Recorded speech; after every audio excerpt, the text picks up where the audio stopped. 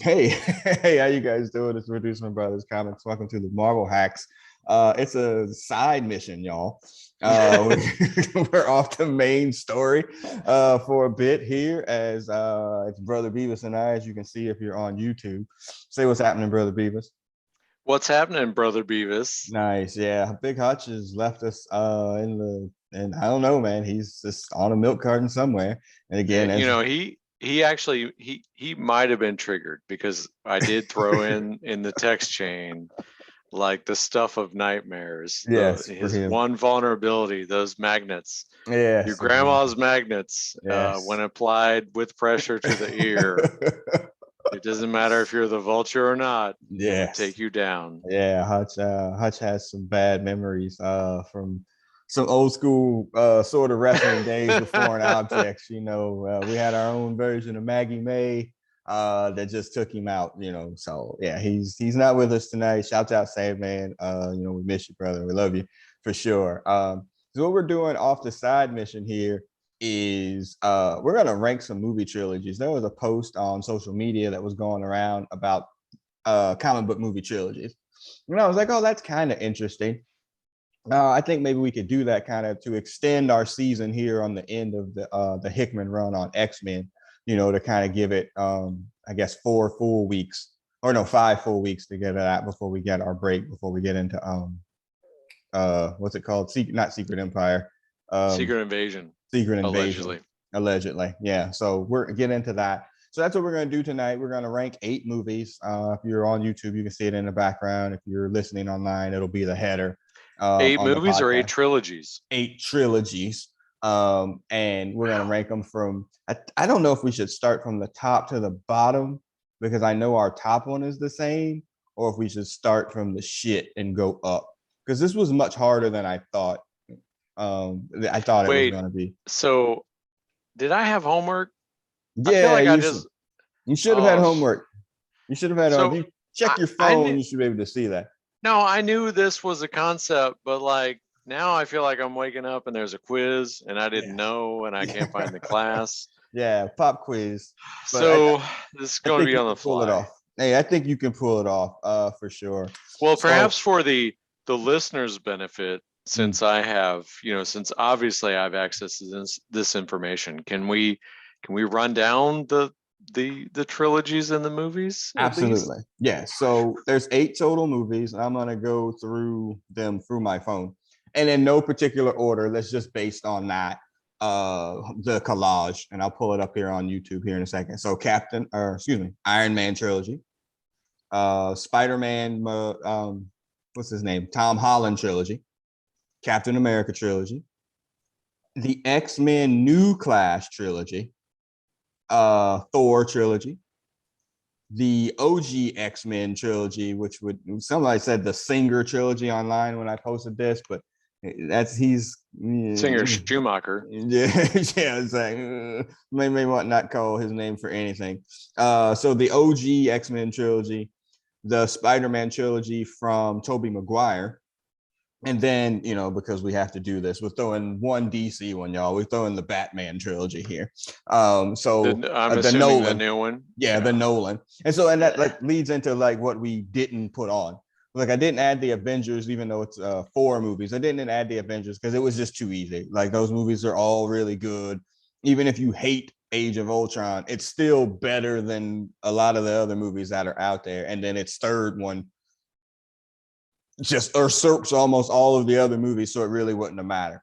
So we left that out. We left out Blade, as we just started talking beforehand, because Blade 1 is so good, and then it just falls off completely. So I didn't add it on there just because I don't want to like have to shit on Blade. The OG Batman trilogy, the Michael Keaton. Did Michael Keaton get 3 or did he only get 2? Okay, he Two, got 2. Okay, so two, and then Val, and then Clooney, is Clooney. if I have it correct. Yeah, so they killed it essentially. And let's keep it 100. The original Batman's really good, and those other 2 movies kind of Oh, suck. Well, the other it Batman, the other Keaton movie, I think kind of sucked. is Batman really good? It was good for the time. It was good Well, for okay, so 88. so Yeah. this could be the issue. So I became a Spurs fan. Jack Nicholson is in that movie. Oh, here we He's go. a Lakers fan. Here we There go. they could have tainted the well on that one. Oh my goodness. Well, and I didn't include the OG Superman trilogy. The Christopher Reeves. The first two were really good, and then is the third one with Richard Pryor? Fourth one. Is that the fourth one? Okay. What is the third one then? What is the third one? Yeah, Richard Pryor. Maybe he is the third one. Yeah, it's one of them. It's bad. I do remember that. Can I have a point of clarification? The new X-Men, that's what is that? First Class and First Class, Age of Future Past, and then Apocalypse, right? Yeah, and then are we ignoring Dark Phoenix? Well, that's 4. So we're just let's deal with it's 3. That's the original trilogy. So we'll just live them with the 3. All right. Yeah, I know it's rough. It's just a rough group there of movies. So yeah, it's rough. I'm just trying to figure out, those are the ones. I don't want to add any other ones. And like I said, do you want to go from top to bottom or bottom to top?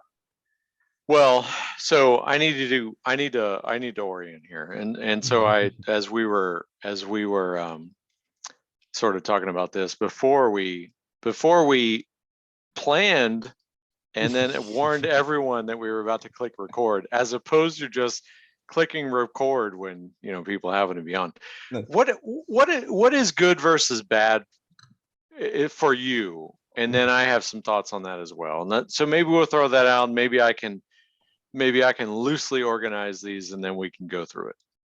I guess my thing is, and I said before we started, that none of them except Captain America, spoiler alert if you haven't figured out what number 1 is, nailed all 3 movies. Some of them have a good one, some of them have 2 good ones, and then they have one, to me, that's just really bad, that maybe doesn't sink the whole trilogy, but definitely damages it. But on a per movie basis, what is good versus bad? I think, at least in terms of these movies that we're talking about, I think there's a version of originality in terms of the story, because it's new to us, not necessarily new to everybody else, but it's new to the comic book movie genre. Oh, that's really cool because we haven't seen it maybe 1,000 times. We're looking at you, Batman.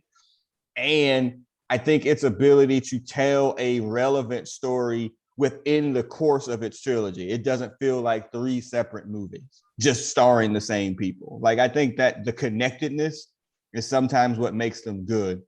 What makes them bad a lot of times is really just, it's just a good and a bad thing. Too much fan service can be a good thing, and too much fan service can be a bad thing. It's a very thin line. 2, not being able to nail the landing, not having to start, a middle, and an end. If you just end the movie because, hey, we had to make 3 movies because that's what everybody does, that's what George Lucas did, then those don't that can make a bad movie. And it especially shows up a lot of these in the 3rd movie because they're just, dotting the I's and crossing the T's. What do you think? Well, so some of the things stand out to me, and I know we've hit this on any number of podcasts, but the villain is, the quality of the villain is almost a direct correlation to the quality of the movie, in my opinion. Telling a story without having to explain it to you, and I think that's been the problem with the Shang-Chi and the Eternals of the world, is so much of it is just exposition.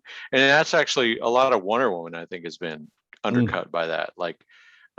Telling the story without without having to explain it is what is one thing.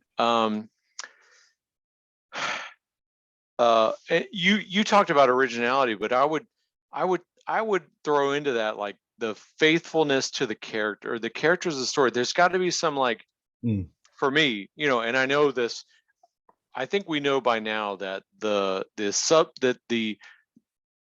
fans of the comics, the fans of the source material, are a subset. But I think the movies that have done well, it's not that they're it's not that they've done well because of their faithfulness to the source material. It's that there's a soundness to the source material when that gets put into the movie. I think there's an inherent benefit to that. There's certainly any number of comics or source material that sucks, and obviously if you inherit that, then then that so we're gonna have this experiment with Moon Knight amongst many others. But I think there's like a consistency, a consistency with the source material. Like you don't want to just take a shit on the source material. Like for example, just spoiler alert, in the OG X-Men 3, they had the Morlocks, but they like took the Morlocks names to make the characters that they wanted to fill out the background. Yes. That's just that doesn't add, and it not only does not add for me, it detracts from the story. So those are things. That's bad fan service. It's like, oh shit, the Morlocks, but who the fuck is this? Like, I don't even know who that is. Right. Yeah. So I think those are things. Yeah. So I guess we can go from there. Right. I'm just, I was just, like I said, I left some movies off. I think you touched on this as well, but as far as Nail the Landing, like the absence of obvious studio interference. And in fact, that's going to be the thing that turfs most of these trilogies. Yeah, there's going to be some definitely like, oh, hey, wait, we needed to add this. You brought up Wonder Woman, 2 movies. I guess you could call Superman and Batman 2 movies. What Aquaman's getting a 2nd movie. Suicide Squad had 2 movies. Like DC hasn't gotten to the trilogy part yet. At least in the extended universe parts, they just haven't gotten there yet. Rebooting Batman, which opens, I think, maybe even next week or so. Very soon, if nothing else. So who knows if that'll ever get to 3 movies? But all right. So let's. I have one more. Taking the comic book out of the comic book movie makes a bad movie, and that's going to be explicitly relevant to at least 2 of these trilogies. Right. Oh, yeah.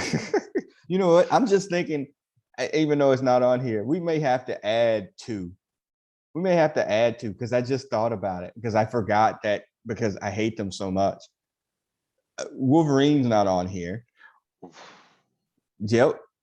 And then Blade was the other one that I had been thinking about. So we'll kind of tag them on in the end and be like, where would you slide them? Okay. But like, yeah, that is awful. I totally forgot that Wolverine had 3 fucking movies. I totally forgot. Completely different movies too. Yeah, it was completely. I totally. I feel like we could do like a whole season of podcasts. Oh my god! Yes, bit by bit, going through the fucking movies. Yeah. Oh my god, I totally forgot. By the way, if y'all, I don't know how many minutes we are into this shit.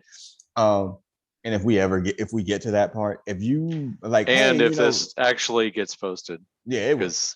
Did we the last one go into the ether? Yeah. No. It made it. Yeah, it made it. All right. I got Hutch's rights to do this. Real quick, if you're like, oh man, Logan was one of the greatest comic book movies, could you just turn this off now?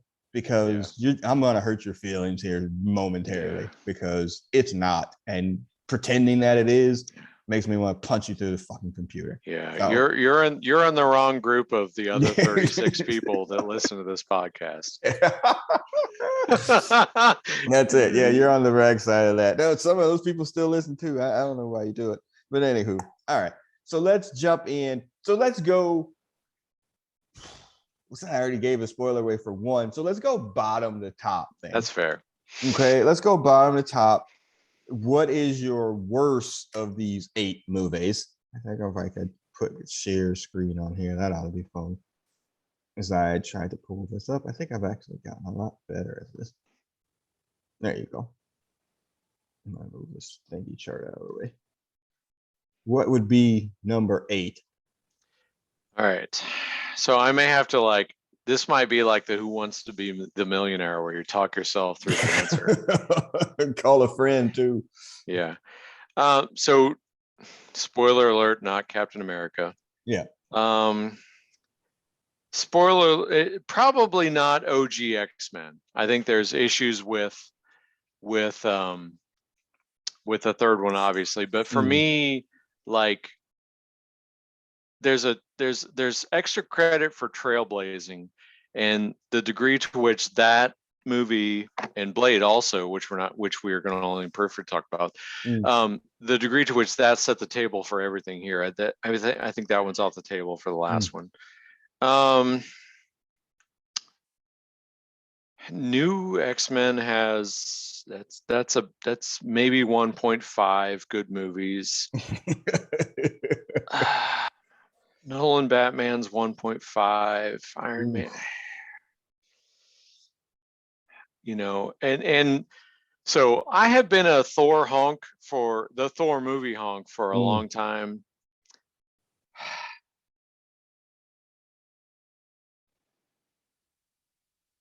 I'm not sure that isn't the worst trilogy. Wow. That's rough for you. I'm writing these down like we had to do our predictions for the Bengals season. So if we put Thor at 8, okay, let's talk about that for a second. Okay, that first movie is unfairly maligned. I see people trashing the Thor whole thing essentially, and Thor 2 definitely gets like hit by a lot of people as the worst or one of the worst. 3 different movies too, if you want to talk about it. Those are 3 completely different movies, an origin story. Like, hey, let's make a whole ass comic book movie, and then let's make something completely different than anything else that we've ever seen before when you get to Ragnarok. And and some good, some bad, all the way through there. But you said you're not a fan of Ragnarok, right? You weren't a fan. I mean, it's tough. Like, when I look at him, like Thor, the thing that shocked me about the first Thor movie, and this is all in retrospect, is that's really a Loki origin story. You know, I've said this on a couple of occasions. I went into that with an understanding that Loki is a fully formed villain, but Thor really serves to get the rest of the audience to that point. I think the Dark World brought in the production quality that made Asgard. Oh, this was another thing I was going to say about a bad movie. Thor, the Dark World. One of the best things about Dark World is it brought in the production quality that made Asgard feel real in a way that the first movie didn't. Because the first movie felt like they were fighting robots, because everything was so clearly like the CGI first road, copy and paste to the back, giants versus, you know, it just, it never felt real. And then I think it was like actually some of the Game of Thrones production team that came in and made Asgard feel real and really gave it that sort of Nordic flavor that I think was a really good addition to the storyline. As I've watched The Dark World, it fails in obviously it has a pointless villain. It tells so much of the story by explaining, and there's just an inconsistency in tone because they changed the production team. The tail end, I will still say I was delighted watching it, because I was like, holy shit, they're not panels here, but this is a comic book. Right. You know, I can appreciate Ragnarok for what it is, but it is a completely different tone that just, to me, discounts the value of the earlier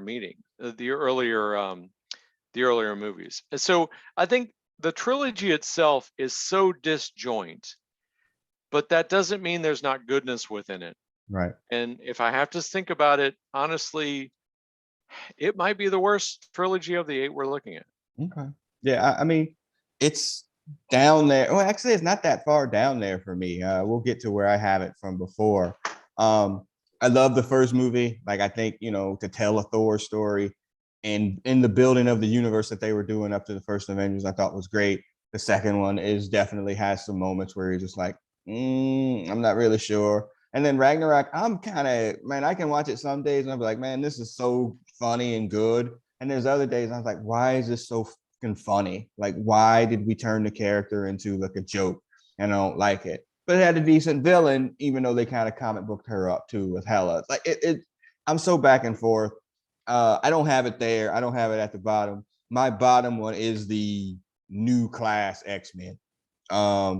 I'm thinking number 7. That's probably where I'm going. So Yeah. I don't have beef there. Yeah. Can we pause for a minute? Sure. So shit. I hate when I do this because I'm trying to extol the virtues of an individual whose name I can't remember. Mm. Hella's actress is. Oh God. Oh, you're gonna kill me See? on this one. Oh God. Dang it! Don't do this to me. And caveat: we're old. Yes. Here we go. Kate Blanchett. All right. There you go. All right. So I think we all had to say, so I don't have a particular appreciation for villains that really just chew scenery. But in this case, her scene chewing villain, I think, was spectacular. And I think this was an instance where we all looked at it, was like, holy shit, I never realized how hot Kate Blanchett was. Listen, and also put in a plug like, don't look up. Holy shit. Yeah. How did we not know? Yeah. So anyway, agreed. Just a point I want to make. It's for sure. A sexist, inconsequential point, but I don't like mind want it. to make it. Yeah. No, she looks great in that, and it's inspired hella great cosplay. No for pun sure. intended. Yes, here we go. Actually, it was. All right. Boom, boom. So yeah, I have the new class at 8. God damn it. I swear. Shouts out Big Will Stacks, longtime friend of ours, friend of the show. He loves New Class. Loves it. Like, he thinks that is one of the best movies of all time for comic books. I lightweight can't stand that movie for a variety of reasons. Yes, First Class. I can't stand it for a variety of reasons. And there's a sense of it, just like, you know what? I think I should probably like this. McAvoy and whoever the hell plays Magneto, like, they are great. To be fair, we can't remember male actors. Exactly. We can't. Yeah. So I think they're great together. Him going like on his little revenge tour, when that scene where he goes to Argentina and kills, like, that shit is great. That shit is amazing. But then the acquiring of the other mutants, the freaking sticking Wolverine in there to say fuck you for no apparent reason, that fucking sucked. Killing the freaking Darwin, which never will set well with any black fan. Like, oh yeah, you have the power to adapt. Oh yeah, by the way, no, boom, nigga, you dead. None of that's gonna work. The ending is ass awful. That's not a good movie. And we've run on this, and you should be called Cyclops. We've run that all the way through every single podcast we can bring it up on. So that's not a great movie. Days of Future Past, when we heard about it, and we could go in the archives, we were like, this is the worst idea of all time. Why are y'all doing this to our childhood? I hate myself. And then they went out and they made probably the best version of that movie that they could have. And you're like, wow, I have renewed faith in that singer coming back to the trilogy, even though that's a dirty name at this point. Him coming back to the trilogy, and you're like, wow, they saved it, let's go. And then they made Apocalypse and just shit all over themselves again, worse than they did with New Class. And so 2 bads are greater than 1 good. So I would make that, and those movies are poorly acted.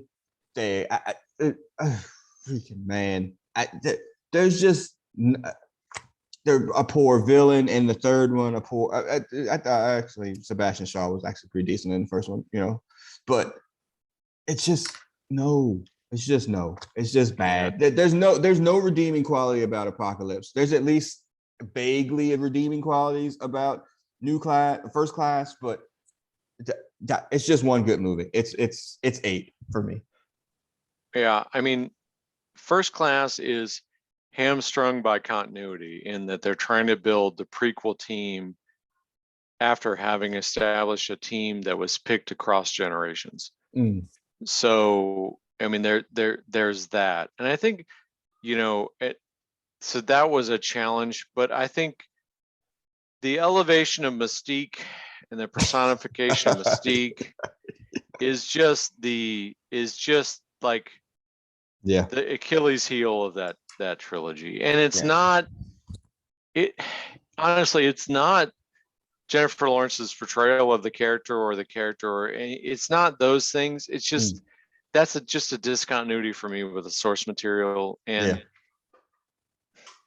I think the whole Charles versus Eric, the Charles and Eric and that whole thing, a trilogy to draw out their relationship and how that evolved to get us to the point of the later trilogy, that's completely valid. But the muddying of it with the prominence of Mystique, I think that's the thing that then diverges it from the continuity. And but I don't hate that as much as I know you do.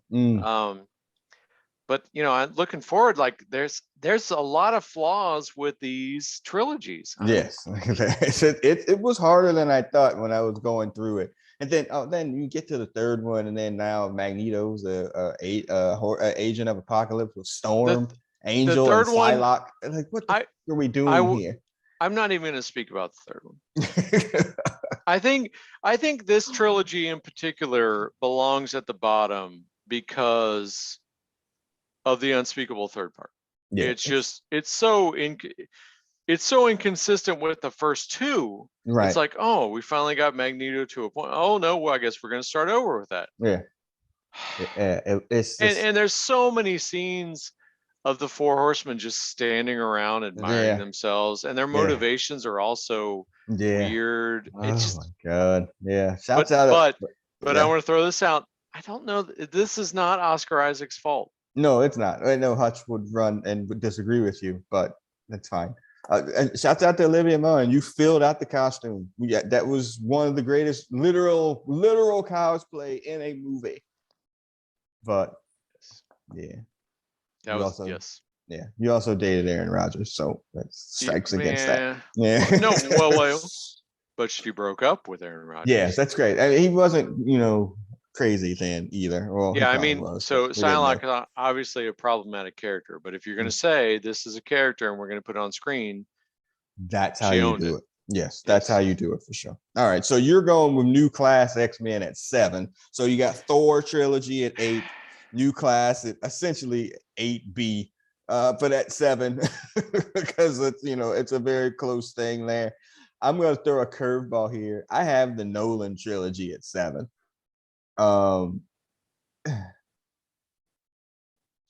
Originality. Okay. So I'm gonna throw a curveball, and this might put us in the same range. No, it's not going to. I'm gonna throw the Tom Holland Spider-Man trilogy down in that range too. Ooh, that's rough. Okay, but let me get through 7 since you're going New Class X-Men, so we can talk about this. Okay, so problem. This is your 7. All right. This is 7. Yeah. So I thought we were saying 8 and 7 was they're flipping. Was New X-Men and Thor. So Thor is not in your bottom. Thor is not your 7 or 8. No. Wow. Okay. Yep. All right. So I got Nolan trilogy Batman, one exceptional movie. Nobody will ever deny that. 2, I can't call Batman Begins a terrible movie, but that's not a good movie. That is the what do we call it? The Attack of the Clones situation. That it came after a bad adaptation, and people hailed it as this great thing, and it's not. Batman Begins is not a good movie. It's not at all. I want to challenge your assessment on Batman take it. Begins. You told me that here we go. One of the distinctions for a good movie is the originality. I'm going to say that Batman Begins brought us originality for a Batman movie that the others don't bring us.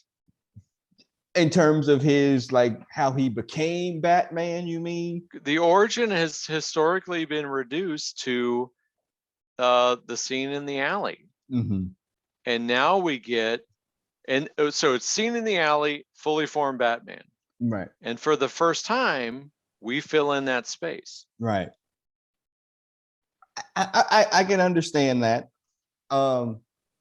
but I didn't like it. That's basically it. I didn't like it. I just didn't like it. And then the villain is shady at best or shaky at best. It was it's right. Well, I think the problem with the villain in the first one is like it's Ra's al Ghul, right? Who we've been in the comics led to believe is a significant threat, and then it's kind of a swerve, and then he dies in a train crash. Yeah, and I was gonna say the finale on the train is kind of dumb too. Like I just didn't like it. It just I just didn't, you know, and so I didn't like that. The third Batman movie is damn near unwatchable. I'm gonna jump in here. You haven't seen it. I haven't watched it. I tried to watch the bits scene, and the pieces. opening. I tried to watch it. Yeah. The opening scene when they're in the plane crash. Yeah. And they've like overdubbed the Bane dialogue to where the soundtrack is completely different. Yeah. I'm like, with Littlefinger. Oh, I can't do this. Yeah. I've never watched the third Batman movie. Yeah. It's hella long. And we talked about the new Batman movie coming up being 3 hours. This one, it has to be close to that. I don't really know, but it's super long. It's so ridiculous at points. They were just like, hey, we got what we had talked about before. Like, hey, we're gonna say true to the comic. We have freaking fan service. We're gonna get Bane to break Batman's back, which is such a monumental moment in the Batman cartoon. We are going to get to that particular moment, but we need to fix his back in like 30 minutes. So he can get back and then have, you know, a freaking wrestling term, fuck Hulk Hogan, Iron Sheik, you owe us money, a schmoz out there with a whole bunch of people and get to the end. We have a goofy villain where it's Ra's al Ghul's daughter trying to blow up this. To be fair, the Iron Sheik said, fuck the Hulk Hogan. Well, there's only one, isn't there? Well, but you know, that's fine. He got around the trademark. Yeah, this one is low. And yeah, it's I wouldn't fight 6 versus 7 on this at all. And again, I like the second one. I think there's a portion of it that's a little bit overrated because old dude died. Like, I think if Heath Ledger was still walking amongst the breathing and the living, I don't think people would view this movie as whatever, because really the third act is kind of shitty. Like, it's not great. With Zeus. Yes, with Zeus. So my take on this when it came out has always been like, because remember, this came out the same year, in the same time as Iron Man, right? Yes, it did. Weeks apart, right? My assessment of this movie has always been Iron Man is a better comic book movie. Batman Returns is a better movie. That has always been my assessment, and I'll stick to it. Okay. I mean, and we're gonna get to this probably when we get the cap or whatever. Like, this second one proved that you could make a movie with a superhero in it, much like Winter Soldier did later, but better. But I mean, again, there are good parts. The third act is really not that great. Like, that's like one of those movies, like, I'll watch it up to a certain point and then I'll just turn it off. Like, I won't even watch the end, because I think the end is, you know, great villain, you know, great lead up to that part, but, you know, for the most part, just all right. So yeah, Batman is at 7.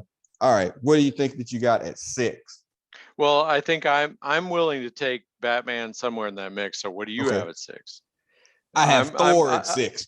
Okay, so we've got Thor, New X-Men, and Batman in the 6, 7, 8 in some sequence. Yeah, I have Thor at 6.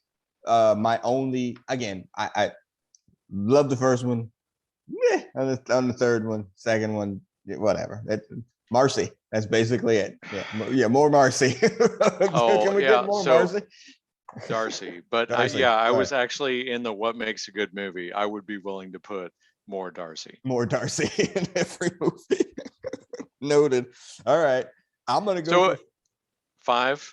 Yes, 5. I have the original X-Men trilogy. Okay. Okay. I have the original X-Men trilogy. Look, advice I could. Okay. Age is bad. At one point, we were young. We were not as oldie, hacky, and whatever. I owned X-Men, the movie original, on video, DVD. The fuck, I almost had Laserdisc. All right. Like, I've owned it on several different platforms. I love that freaking movie when it came out because we had literally never seen anything like it. It was the X-Men. Like, holy shit, the X-Men are on a movie screen. Freaking stop everything. I can't believe this. There's Wolverine. He's got cause. There's Storm with a really bad accent and bad wig. But she's in this movie. Like, and don't even let it. us get into how much we love Halle Berry. Yes, don't even start. So this was like, oh, this is amazing.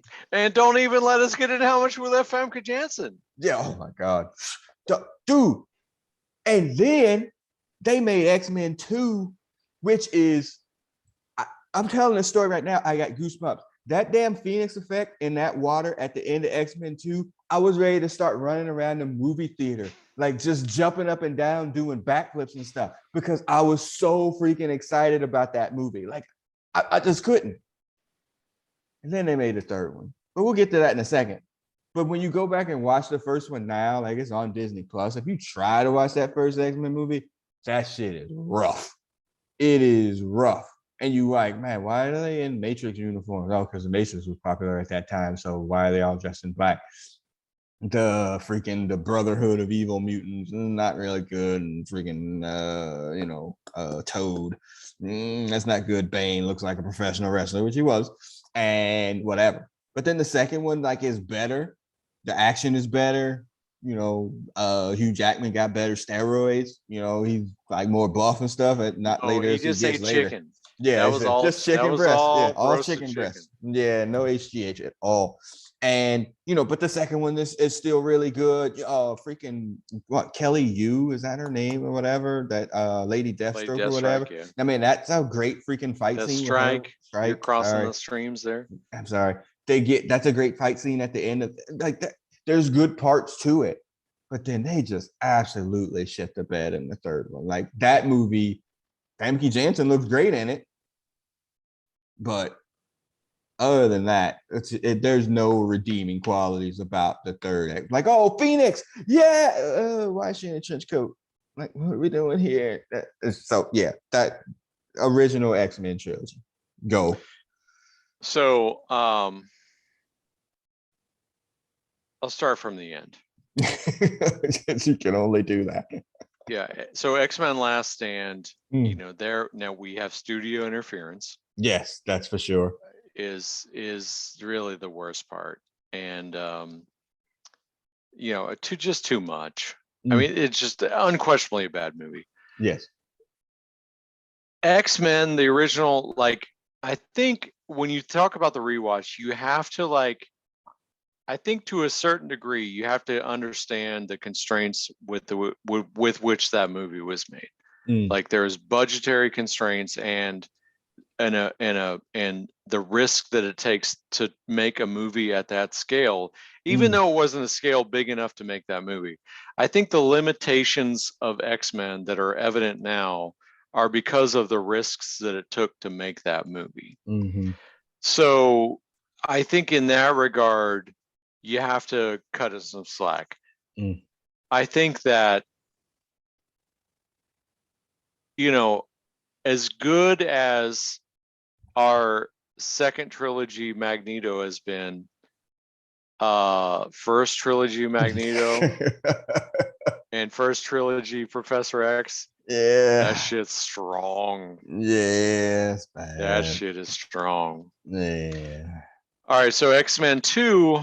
So I have a bias, and this bias becomes even worse than the third one. I didn't touch on there, but the denigration of Cyclops, yes, and the elevation of Wolverine, and the elevation of the stars, Wolverine and Halle Berry, yes, for sure, it is a problem that creeps in the second movie, that in a way that doesn't sort of devalue it, that that by the third movie is just a problem run amok. Yeah. And as grounded as the villain is in the second movie, still very compelling. I mean, almost akin to like the Baron Zemo Civil War villain, right? Like, so the idea of putting this depowered individual that can marshal forces and basically turn people against themselves, yeah, very compelling. That is a good part of it. So strong too. Yeah, it's more than 1.5 good movies with another movie that doesn't even merit consideration.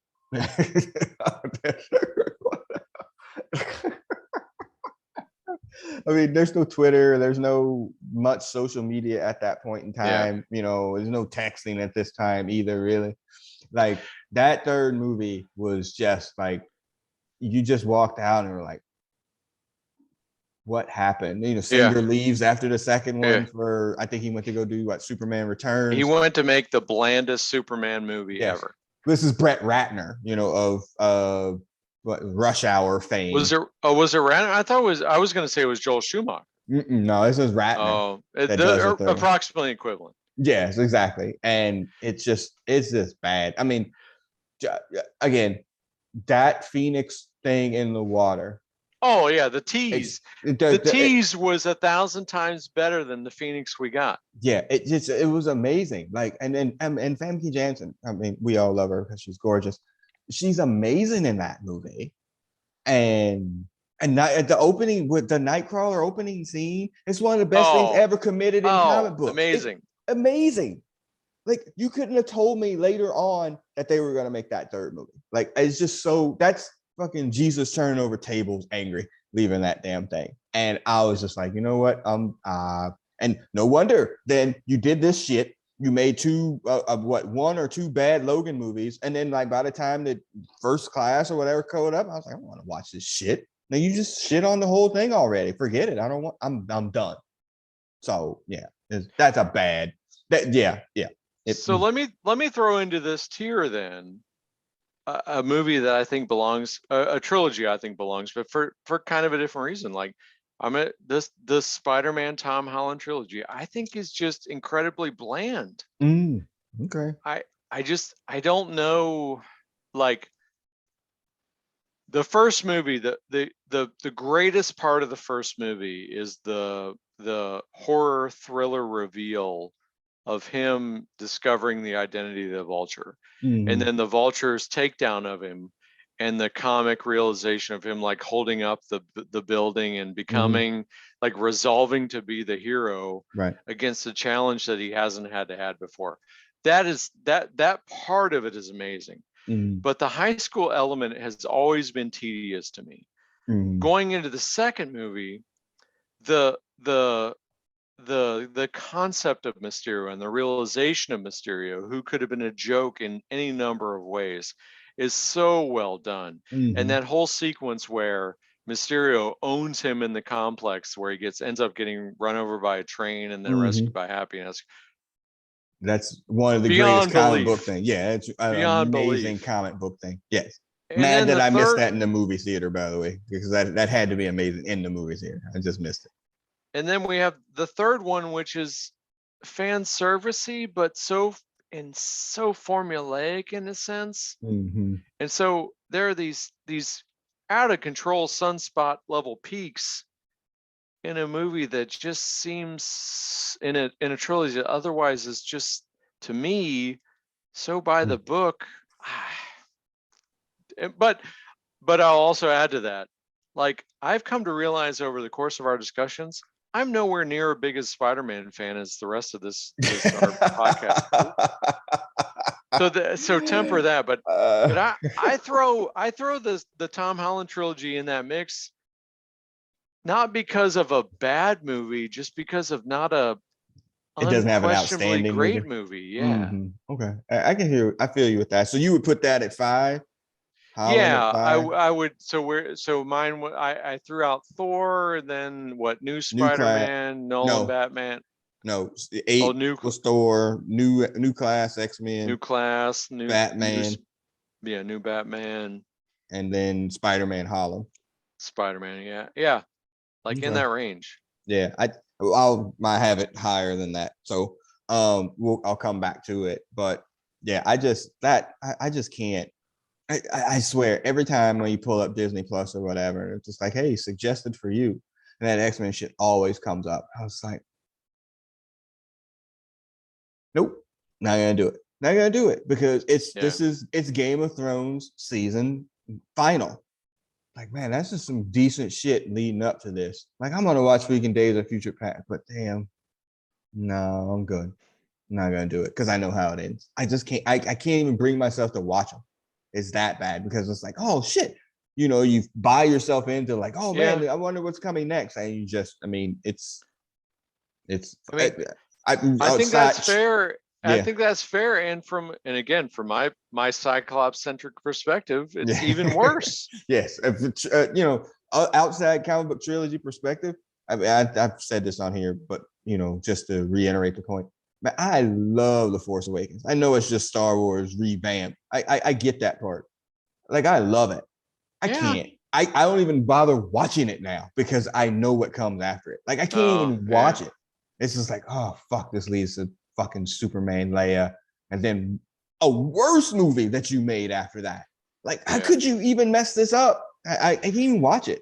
Anyway. Yeah, the worst part for me with X-Men is like the subtlety with which they characterize the Wolverine, Cyclops, Jean triangle, and then just abandoned it.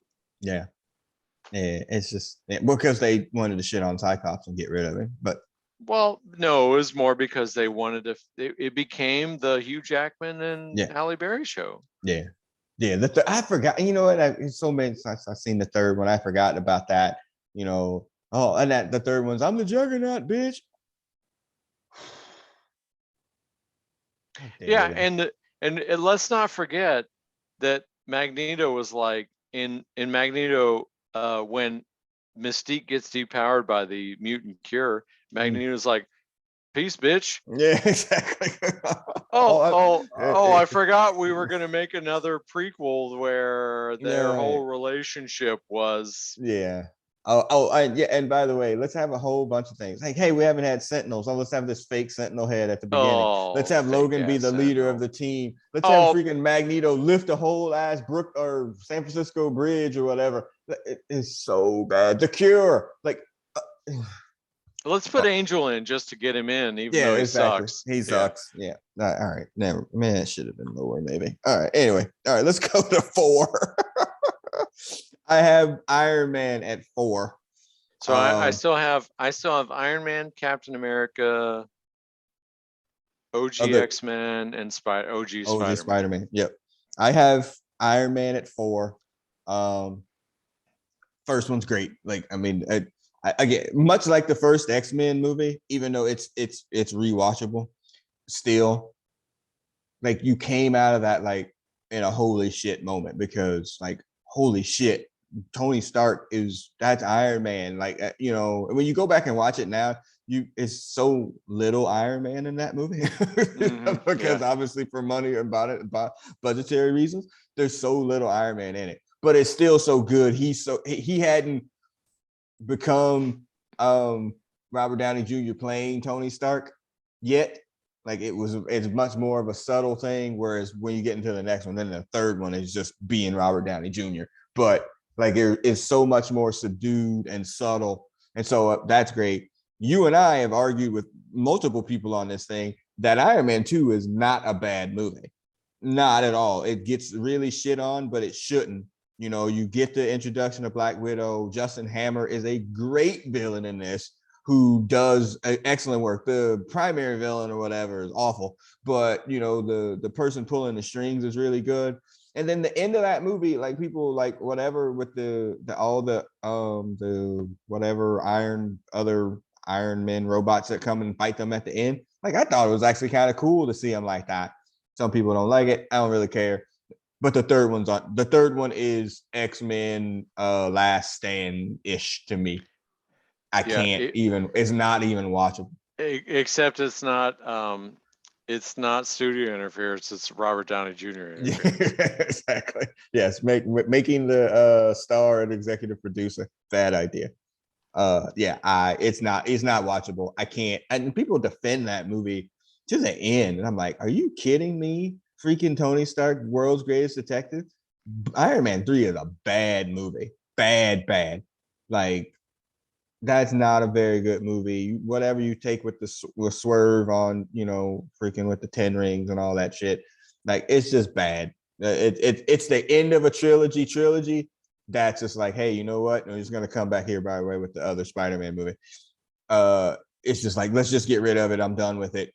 Like, whatever. Let's put a cap on it. I felt the time at there was like, Robert Downey Jr. was like, I ain't gonna be playing this shit no more. When they realized that, hey, don't nobody want to see you in shit unless you're not Tony Stark, motherfucker. So be Tony Stark. But yeah, Iron Man, that's my 4. Okay, so let me. I think I can. What are your? You have Captain America. I have OG Spider-Man. no. What are the 3 that? Oh yeah, that's on out. top. I have Cap. What do you, I have Cap at the top 3. I have Cap. I'm a bigger fan of Spider-Man Holland than you are. Okay. And then I have Spider-Man OG Maguire as 1, 2, and 3. Okay. Because I think I have Captain America. I think OG X-Men is in my top 4. I don't. Okay. And we talked about that. I don't think I had ruled out the Spider-Man. Yeah, I think my top 3 would be Captain America, OG X-Men, and Spider-Man. But Iron Man, I hear everything you're saying. I think the irony, no pun intended, now that I think of it, is that what you just said, like the degree to which it's a Robert Downey Jr. Tony Stark movie is a strength of the first movie, is a weakness of the third movie. Because they deprived us of Iron Man, probably because of budget in the first movie. And again, like we talked about, an inherent credit to X-Men as far as kicking off a genre, cannot understate the value of the Iron Man movie. Mm-hmm. And you're absolutely right. Iron Man 2, Justin Hammer, so much better, so much more value, so much more storytelling. Mm-hmm. And then Mickey Rourke, that stunt casting, for sure, replaceable villain, that was just bad. And then this is one of my bugaboos, right? Let's take the superhero out of the superhero movie. Yeah, you gotta take the powers away. My powers are killing them. Those are all the things that undercut Iron Man 2 to me. Iron Man 3. Shane Black though, man. It's Shane Black. So, talking through it in aggregate, it could get bumped down. But yeah, it's not top 3 for sure. Again, it's an unwatchable movie. It really is. To me, there's not one moment in Iron Man 3 I'm just like, that was a cool moment. None of it. Like, well, the irony is the best part of Iron Man 3 is the Trevor swerve of the Mandarin. Yeah. We're playing with a very short field here if that's the best moment. Yeah, I mean that's like, whether we're saying they did that because the character was problematic or whatever, but that his portrayal of the Mandarin up to that point was like, this is an interesting character. Right. And you're like, oh, I'm just here with the birds, mate. It's like, oh, okay. That I had no idea coming. That was coming. Yeah, exactly. Yeah. Pepper as a superhero. And that's never a good thing. Yeah. And then infusing her with whatever. What was that? Whatever that thing. And then again, he's not in the suit. Like for the majority of the movie, he's not in the suit. And the plucky kid. Nobody wants that. Nobody wants that. But And I'm glad for him. I'm glad that kid got to be in the, the finale or whatever. I'm glad they've tied that up. But yeah, I don't want the plucky kid. I don't yeah, want Tony out of the armor. I want yeah, my Iron Man. I yeah, don't want Pepper to be a superhero. nobody needed to see that. It was just that just felt like a vanity piece to end the trilogy because, and it's going to come up here in my next one here. It's just a vanity piece to end the trilogy because everybody was done. Like we're like, I'm done, and I'm sure Robert Downey Jr. at a certain point was like, I think we're done with these movies. I'm about to reclaim my career as an actor outside of this, not fully understanding that he had typecast himself into something and he would never be able to get anything else again. But then he banked the Sherlock Holmes franchise. Yeah. Oh, was that after that? Or It was was that in the during? midst of it. Okay, yeah. Okay. And then he got that Dr. Doolittle money, son. I don't think anybody actually saw that movie, but Well, he got paid for it. He got paid. That's fair. Yeah, so I don't know that he went off to be an actor. I think he went off to get paid. Yeah, he did that movie with Jamie Foxx where he did the white savior thing, where Jamie Foxx was a pianist or some like street urchin. Yeah, whatever. Chase that Oscar. Anyway, fuck that. Nope. Yeah. Again, he Iron also Man was in blackface in a movie. Yeah, but that's a pretty incredible movie, by the way. That movie is great, and I hate everybody that's in that movie. And oh my god, Jack Black, Tom Cruise, every person that's in that movie, I hate. But as parody goes, yeah, that's good. That's good stuff. So Iron Man's on FX weekly. Would you say daily? That would be fair. Yeah, I mean it's on. Oh, yeah, of all these things, if I had to go like, if I happened to stumble into a movie, would it be Iron Man? Probably. Yeah, exactly. Yeah, I mean, oh, this is all okay. This is what we're doing now. Cool. I'm gonna sit here and watch this, even with the commercials. I'm gonna stick the DVD in, but I'm gonna watch this. Okay, perfect. But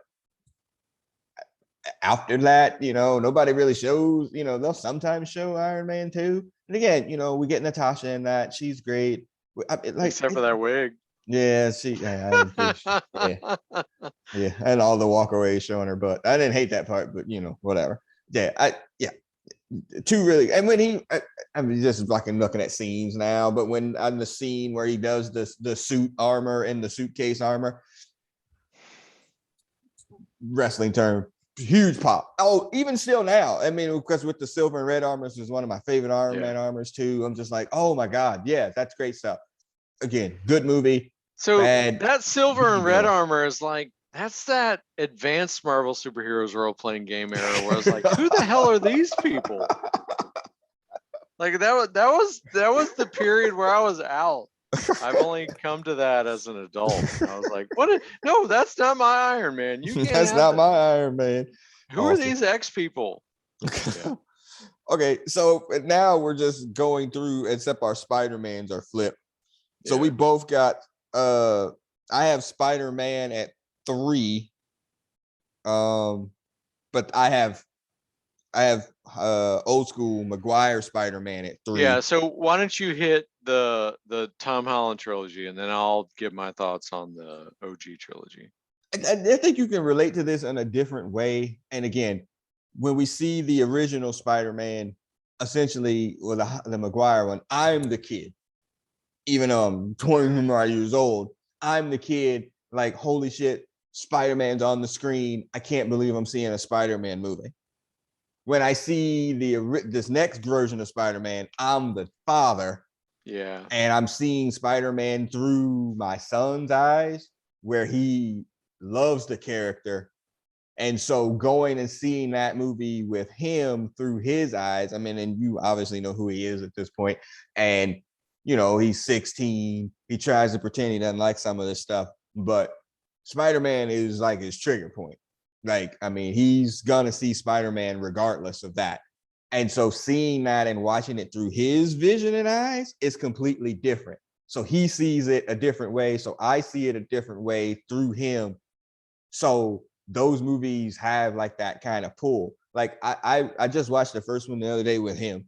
And I was like, oh, you know what? This is actually a very good movie. That reveal when freaking Vulture comes out of it, that's a great freaking moment, comic book or otherwise. Because especially in the movie theater, you definitely didn't see it coming. And so it was like, oh, okay, that's great.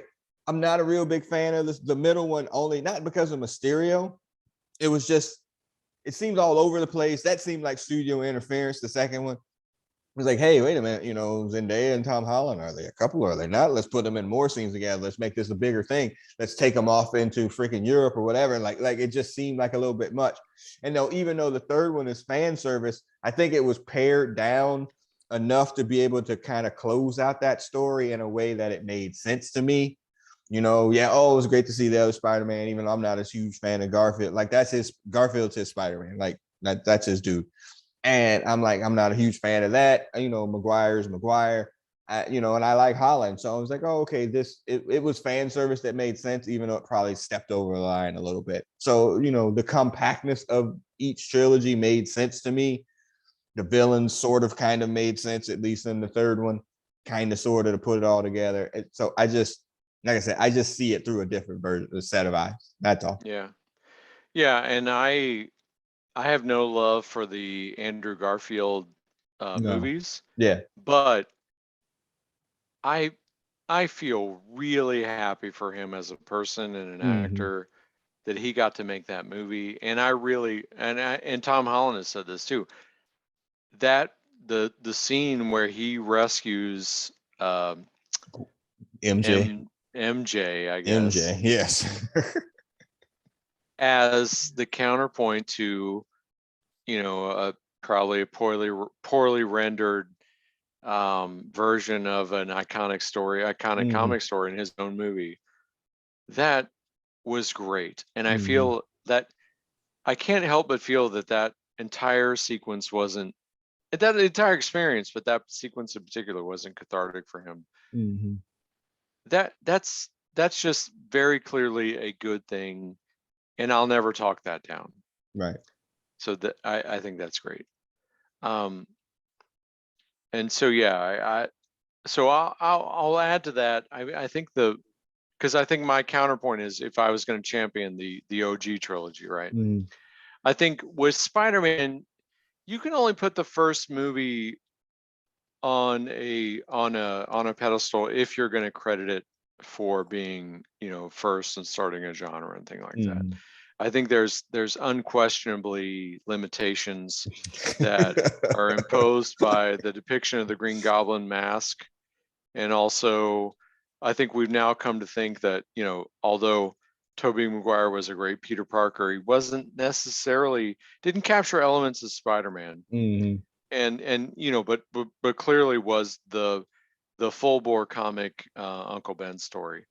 The second movie, unbelievable villain. You never thought you would care about Dr. Octopus to the degree that you did. But again, it's another, my powers are leaving me, and that's a trigger for me. Right. And Mary Jane reaches her, is starting to approach peak annoying. Yes. And that's not a shot against the actress at all, just the portrayal of that character. And we'll always point back to when we did the Spider-Man villains, Big Hutch threw Mary Jane in the mix. It's just chef's kiss. Yes, for sure. You're at he's on a level that we'll never be. Yeah, peak Hutch. X-Men 3, so obvious studio interference. I'll never hate the scene as much as everybody else, because I can justify it in my head. Yeah. There are better reasons to hate that movie than that particular sequence of events. Yeah. But X-Men 3 is an indefensible movie in most regards. Studio interference for sure. Like, hey, we need to get Venom in these movies. Yeah. So I think if you were going to elevate that trilogy, it's got to be for the groundbreaking nature of the first one, and also the portrayal of Dr. Octopus. But I will also say the end sequence of the first Spider-Man movie, where Tobey Maguire as Peter Parker turns away from Mary Jane because he recognizes the impact to her, for her understanding as Spider-Man, and the sacrifice that he makes for being the hero, and turning away from her, and then her subtle realization of what's actually going on. Yeah. Beyond. Yeah. Beyond. Yeah. In perhaps any of these 8x3 movies. Mm-hmm. Spectacular. Yeah. So that is, if nothing else, that sequence is, and so in general terms, it's the not hard, it's the tough ending. It's the hero doesn't get the girl. He he chooses to walk away. But just the way that came about, right. That scene in and of itself is going to elevate that trilogy for me beyond anything else. Yeah. Yeah. I mean, again, it's a hard watch, much like X-Men, because of the it's just the budgetary constraints. It really looks like some advanced cosplay at certain points, but it did start that genre off. And then the second one's just amazing. I mean, much like X2, it's just like, whoa, like I wasn't ready for that. Like, like they gave y'all some money and y'all really freaking used it. They should have never gave y'all money. Yeah, exactly. But then the third one was just like The Last Stand. It's like, nope, this is y'all just trying to end this and be done with it, and it looks like you did. And the sad story with all of this is like, it's that proof of concept makes money. Now we'll let you make the movie that you wanted to make when we told you couldn't do it. Right. And now that you've made money, we're going to make the movie we wanted to make. Yeah. It's just sort of this like, there's always going to be a part one with limitations. Yes. There's always going to be a way better part two. And there's always going to be a part three that falls off the cliff. Yeah, it's somebody was like, we need to put Venom in this movie. We need Thomas Hayden Church. He's just either off an Oscar nomination or something. We need to put him in this movie. Yep. We can sell a whole bunch of toys on this shit with 2 different costumes. Like, I mean, somebody from advertising was like, let's get this going. And it just, I mean, it just shat all over the whole thing. So Kevin Feige has earned every dollar he has ever made to be the book boss. Yes. To keep them from ruining, to keep everything from ruining it. Yes. Like keeping people out of the room that don't need to be in that room. Yep. Right. I agree. To stop cashing in and keep the cash cow, alive at the same time. Right. Yeah. It's just amazing. And again, these movies were made before there was any of that. It was just random people making random movies essentially. And once it got to a certain point, it's like, man, we could make all of this money doing other things too. Lunchbox, merchandising. Yeah, exactly. So, all right. So that was OG Spider-Man. I had it 3. And then I had new Spider-Man at 2. And then you have OG X-Men at 2. Yeah, I think we've worked through with a couple flip-flops. I think we've worked all the way to the top. And so, I mean, look, I've been listening to this podcast. Brother Beavis is a huge Captain America fan, but I think he's fair enough to say that if one of them Captain America movies wasn't good, he would be honest about it, because there would be a level of disappointment there. Like, I think that's fair to say. And honestly, like, if you take an honest look at these 8 trilogies, how do you come away thinking like there's a bad movie in this particular trilogy? Yeah. Because even if you apply the lens of production limitations to the first one, Captain America and Thor, to a degree as well, were the harder movies to make to kickstart the Avengers franchise, because you take this magical creature from Asgard and try and cast him into the world that you want to tell the story you want to tell. But you also take this person out of time and tell that. And in that regard, the degree to which they told the stories that brought them both into the story they wanted to tell, extremely well done. But in and of itself, Captain America, the degree to which Chris Evans portrayed that character and showed you what Captain America was like, regardless of the shield and the costume or everything else, and Peggy Carter, and yes. Yes, chef's kiss. Yes, yes, we are fans. Oh my gosh. And even to throw in your studio pleasing, scene chewing character like Tommy Lee Jones, and kind of a thin villain with the Red Skull, an iconic villain that was portrayed by an actor was standing. I mean, Red Skull was kind of thin. Right. But what they delivered with Captain America, the First Avenger, I think is to balance that story and tell that story to the degree that can be told within that context in a way that serves the story they wanted to tell in the future with the Avengers and the post-credit scenes. Phenomenal. Yeah. Winter Soldier, hard turn to the right. They bring the whole like intelligence aspect into it. You know, they brought him into the future and what that looks like. Oh my God, that's phenomenal. And then to roll that up to Civil War, right, and put Cap on a pedestal against half the Avengers. Yeah, you can't. Where's the weak spot? Yeah, nope. It doesn't have a weakness. If your one is like, you know, people, oh well, the first one isn't, you know, it's not as good. Okay, but tell me how you were going to make a Captain America movie that wasn't corny. Oh, I'll tell you how. That's how you do it. You brought that character in and you gave him an origin story that made sense, you know, backdropped against real life events, kind of like in the comic book as well, against, you know, with World War II and all that. You gave us a story of how he winds up in, you know, modern times, very comic book friendly, adjacent. Perfect. That's the story that you had to tell. That was it. Like, you couldn't do anything else. Like, if you had deviated from that in any way, shape, or form, it was going to be bad, or it was going to be, you know, I'm Captain America. Like, it could have come off so corny. Yeah. And the actor just took the role and he made it his in a non-freaking Robert Downey Jr. way, where he just made the role to get to the point where he could just be himself playing Tony Stark. He took on the role of like, okay, this is what we feel, or I feel is what Captain America would embody, or Steve Rogers would embody, and I am going to play that role to the best of my ability. And he did it. Right. And those movies are amazing. I've told this story before. We're on spring break. I was living in Florida, then living in Georgia, on spring break in Florida. And it was like, oh, you have a day off. Let's go to the movies. Captain America, Winter Soldier is open.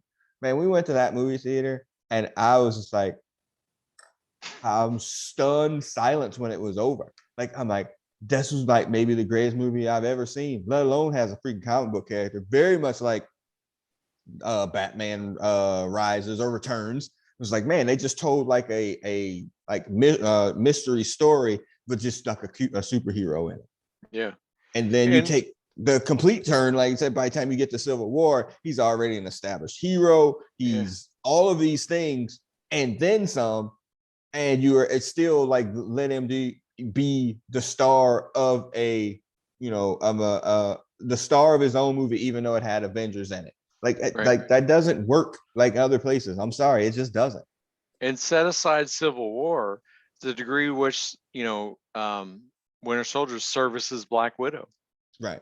Yeah, and services the Falcon, and you know, really kind of, there's not a, you know, outside of their series or respective movies, the Captain America vehicles advance those two characters more than any of the other collective movies. Yeah, my note on here says the Captain America movies are Happy Days, and this is an old person reference here. Okay, so Happy Days is Happy Days, if you're old enough to remember. It spun off a shit ton of freaking TV shows. Yeah. Mork and Mindy, Laverne and Shirley, Joni Loves Chachi, like all of these shows spun out of that particular show.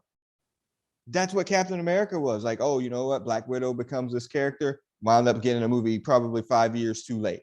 Black Panther comes out of that as well. Like, freaking WandaVision is a direct lift off of this freaking thing. It's a direct lift off. I didn't even think about that. It's a direct lift off of like what happened in that movie is to what happens there. and let alone Spider-Man. Exactly. It's just. It's not even close. To be a counterpoint would be like Captain America: Civil War is really Avengers 3. Yeah, okay, you could say that, but he's still the star of the movie. Exactly. Like it's not in doubt. It's not like he faded into the background. I guess what I'm saying is like, if you don't want to say the Captain America movie franchise, if you don't want to ascribe like a Black Panther or if you don't want to ascribe some of those things to the Captain America franchise, you could really look at Civil War. Civil War advanced the Avengers story more than Avengers 2 did. Right. I mean, Avengers 2. Yeah, it was running in place. Yeah, but agreed.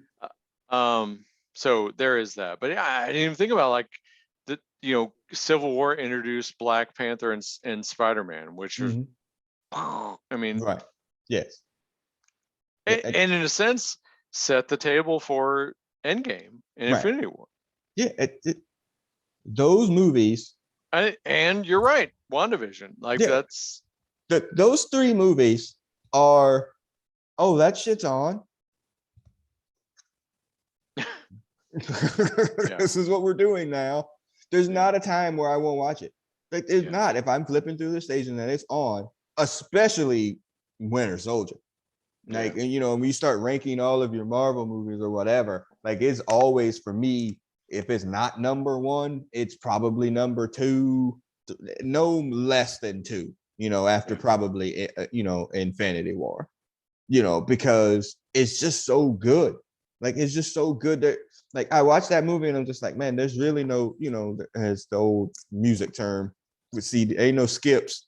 No skips. There's not a part where you're just like, oh my God, well, I have to wait till this part happens. I mean, the opening sequence with Cap leading the new team. The elevator scene. Yeah. Him breaking out of Avengers Tower and like taking down Quinjets. Yeah. The appearance of Bucky. Yeah. Freaking just a Falcon in and of itself. And Robert Redford. Yeah. Well, I mean, on your left. That's become a lexicon in freaking everywhere now. It's not just in freaking comic books. That's all it's said by everybody now. Yeah. I mean, it's such a payoff. It's so my God. Yeah. It just, I mean, yeah. The fact that we're not going to get that anymore is, God bless you, Anthony Mackie, and whatever they decide to do there. The fact that we're not going to get that is it's bad. That's a bad thing. Wait, no, come on now. No, it's bad. Why do you say you're not going to get that? We're not going to see freaking Chris Evans in this anymore. Oh, well, okay. So, but that, all right. So I hear what you're saying, but that doesn't mean we're not going to get something like that again. Oh yeah, no, that part I'm fine with. But I'm just saying, like, we're not going to get like that. I don't think that we're going to get which I would call a flagship character. I don't think we're going, no pun intended. I don't think we're going to get a flagship character in any of these movies. I guess the only one that we may get this with would be maybe with Mr. Fantastic, maybe. But we're not going to get where a character inherits that role that becomes so important for the entire thing, where that character and that actor becomes so entwined, much like Iron Man and Chris Evans here. So you're not going to see this coming. Oh God. But one thing I'll put up against that is if, the Crisis on Infinite Earths, Superman versus Flash racing to find out who's going to take on the Anti-Monitor. Oh God. Yeah, you're stretching my DC knowledge. And Superman's like, I got this. You and I have raced. I'm faster than you. And Flash is like, no, son, that was for charity. Boom. That is a Captain America moment. Yeah.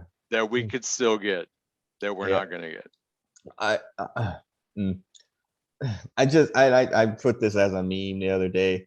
We're a side topic about, everybody, like white comedians coming and caping for Joe Rogan after he got caught saying things that he shouldn't have been saying 70 times. And I used the meme of like, I was like, all the white comedians are like the, Avengers, the GIF, a symbol, because y'all can go defend Joe Rogan. I don't know that we're ever going to get that moment in any other movie, like that build up that to get to that particular moment. And I don't think, because of the person that was in that particular role, I don't think that we're ever going to get that moment ever again, which is sad in and of itself. But it's just like, like he became that role, like I said, in a way that it was different than RDJ, like he's like that person. And the fact that we're not going to see him anymore is just tragic and sad to me. Well, one of my prouder contributions to the brothers comics industry is I've been led to believe that someone in our comment sections of various questions before we had exhibited our faces, pose a question: is Brother Beavis really white? So I take intense pride in that. But I also live in the fear that someday I'll in some way, in some labs, drop the N-bomb and end this whole thing. And so Joe Rogan's defense of like, I thought it was fine. No, yeah. I understand how this ends. Someday it'll come out despite my best intent, and there's no coming back from that. Yeah, so that's when we get into the editing process, it's like, damn, I just took that one out. But 70 of them, I don't know. I ain't got it in me, man. I don't think I can get it. I feel like there might be one edit where like a podcast abruptly stops. And then it's like a public service announcement to explain what happened. Yes. And then I'll be gone. Yeah, exactly. And then sometime later I'll be gone. Yeah. And then I'm like, that's day one. Yeah, and, random. Hey, who's that random white guy in there? Oh my god. Yeah, you're irreplaceable. That's it. We're like, you know what? We're all done here. We're just gonna shut down this. All right. It's just like, why you can't not know that. That's not. That's hilarious. So if you had to slide Wolverine and or Blade into your 8, I would, to be honest with you, I would probably put Wolverine at the bottom. I would probably make it 9 of the 10. I would probably put it at the bottom. I can't think of it. I don't like anything about any of the 3 Wolverine movies. Yeah, I would agree with that. I think the first one is so obviously flawed. Oh God. And the second one is so boring. The second one is such an obvious apology that ends up so boring. Yeah, but it's the best of the 3 of them, which is tallest midget. Yeah. And then the third one is just such an overcorrection that's unwelcome. Mm-hmm. that has been held up as the greatest movie of all time in a sickening way. Yes. That I disagree with. Yeah. Yeah, it's so violent. It didn't need to be. Yeah. For what was the purpose of that outside of continuity and everything too? But that's I mean, if that existed in a world where they paid off the Essex angle from one of those movies, the second one, and then tied in the New Mutants movie to the end of it, and that gave us X-23, I'm willing to have that conversation. But that was a vanity project. Yeah. And an extreme overcorrection of the franchise. So I have no issue with that being. Yeah, it would be 10 if we slide it in with the 10. Other 9. Yeah, it's worse. And then I don't know where I would put Blade. And again, first Blade movie, freaking amazing. Like, and again, it has its issues for sure when you try to go back and watch it. But it's he's so good in it, and then that role, you can. The thing I don't think Blade suffers from is that low budget introductory aspect. Yeah. Blade, I mean that movie is, and I mean there's no model there's no model that movie has to adhere to. That the opening sequence with the rave and the blood shower, oh my God, the villain's great. Yes. It gets tedious, but that's a great movie. Yeah, it's a great one. It has an unwatchable 3. Yeah, The the third Ryan Reynolds movie one, gets and into concepts that would have been sustainable, but it's just so everyone that's in that so clearly hates it. yeah. Yeah. The behind the scenes stories are pretty amazing if you read anything. And the second one just to me comes off as overproduced, and it's disjoint with the first one. Yeah. Well, and I think, I mean, again, we not gonna do anything different from Wesley Snipes than we do from Robert Downey Jr. It became like, hey, I'm freaking Wesley Snipes. This is my movie franchise, so we're gonna do whatever I say. And then that's what directly leads to the third one being so terrible, was because people were just like, well, we're not going to listen to you. Yeah. We're trying to make a new franchise outside of this, with, franchise killer Ryan Reynolds at that particular time. So, we're trying to do that. What was that with Jessica Biel? Is that who that was? And good Lord. I'm going to say Blade is a better movie than Batman Returns. Yeah, I wouldn't disagree with you. And I think the strength of that movie carries that trilogy into the 5-6 range. Okay. Yeah, better than I could go with that. It's better than Nolan Batman. It's better than new X-Men. Mm-hmm. It's better than Thor. It's better than pick your Spider-Man trilogy. Well, because it has such a good one. That's what I'm saying. Like in the second one, again, it's like, man, we got some money now, and then the third one's unwatchable. But compare it to Spider-Man, Tobey Maguire Part 1. Mm-hmm. That's not what it's called, and X-Men Part 1, whatever. Like, it doesn't come away with the obvious limitations. Mm-hmm. It doesn't come out seeming like it's budget limited or inconsistent with the story or has flaws. Mm-hmm. So I think if you're going to give credit to those trilogies for their groundbreaking nature, you got to put Blade above those. If you're valuing those trilogies based on their first part, you got to consider Blade more strongly against them, because that first Blade movie is wonderful. Amazing. Yeah, no, I agreed. And again, it's something that's not really ever on TV. Not never, but it's rarely on. So you got to break out the DVD to watch it. Yeah. And it's like, I think that's what the announcement of Mahershala Ali as Blade, given his role in Luke Cage and everything else. So the idea that could be a franchise going forward with an obviously talented character, but in good hands, right? With that, it's super. That's one of the most exciting announcements we've gotten in the post phase 4 or whatever this is environment. And that's so like, I've forgotten about that. They announced it and then nothing happened, much like Fantastic Four and X-Men. And again, we to quote Big Hutch here as we start to wrap up, he's like, hey, I ain't got too many, be cross arms, not Wakanda forever here soon. You need to start to speed up this process so I can see, what y'all are gonna do with these movies. And again, I'm sure everything is, in its due time, but that's just one of those things that's out there hanging loose too, that we're waiting to get into. And again, Ant-Man's gonna finish a trilogy here soon. That's going to be coming up. Like, there's going to be an Ant-Man 3. Like, oh, okay. But that's it, right? Nobody else has any and Guardians 3. So those will wrap up those trilogies. And that's going to be a rough add-on, because Guardians 1, Guardians 2, fucking unwatchable. And so who knows how they'll finish that off.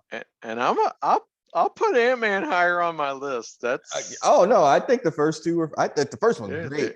There's nothing wrong with the Ant-Man movies. No, not at all. There. Let me rephrase that. There's, relative to the field, yes, there's not significant problems with those movies. Agreed. Yep. No, it knows its role. Quote The Rock. Yeah, that's a good way to put it. Like, there are certain movies that. There are movies that are going to slot in and serve a purpose. It's not trying to be something else. Yeah, that's a trilogy that it's comfortable where it is. Yeah. We know what we're doing here. Like, Yeah. just leave us alone. We'll get you to where we need to go, but we're not trying to do much more than that. And Evangeline Lilly. I don't want to talk about that. So apparently she's anti-mandate, not vaccine. So that's not the same thing. The line is thin, sir. I know. But beyond that, love Evangeline Lilly. Yeah, give me all of that and then some. That was disappointing. So we'll just. But just to clarify, she's understood. Anti-mandate. Yeah, I understand. I get it, but yeah. So she's on one side of the line, not on.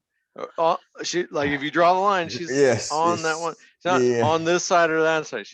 She's definitely tipping her toes near areas that she probably shouldn't go. And again, a lot of these people clearly don't have great PR people. Like your PR person had to not be like, hey, you know what's a good idea is to just throw away this Disney money. Well, but to be fair, I think that was like somebody took pictures of her at that, right? Yeah. It's not like she put that out there. That was her. Yeah. That was. It wasn't she was tweeting and she went to do that and then people publicized it. Hey, do that shit from over here. Hi, I see that. You got that Kevin Feige signing them checks. But all right. So that'll wrap up our trilogy wrap up. Man, I God, thank God Hutch wasn't on here. It'd been 2 hours. So yeah, I posted this on social media. Can list your 8. I saw a couple of people that already did that on Twitter and whatnot. So list your 8. We'll add in the new background. I'll add in Blade and what was the other one? Logan, Wolverine. I don't even know what to call it. Fucking trilogy of movies is shit. The Hugh Jackman trilogy. Yeah, the Hugh Jackman trilogy. So leave a comment there if you're on YouTube or whatnot. But yeah, man, we will get you the end of Inferno. I have read it. I have notes now. I am up and running and ready to that. And that, by the way, just as an aside, that's much deeper than I thought it was on my initial read. Much deeper. I'll leave it for the show, but it's much deeper. I was like, oh, okay, this is just finishing. The end of that is way deeper than I think maybe you probably saw it because you're a bright person. But I didn't see it the first time I read it, but the second time I read it, I was like, oh. So, all right. So as the X-Men, I might need a refresher. You might want to read it again. Yes, when I send you the notes, you'll be like, snap. Yeah. All right. So as the X-Men animated music starts to play us out, I'm the producer of this podcast. I'm signing off. Brother Beavis, go ahead and sign off.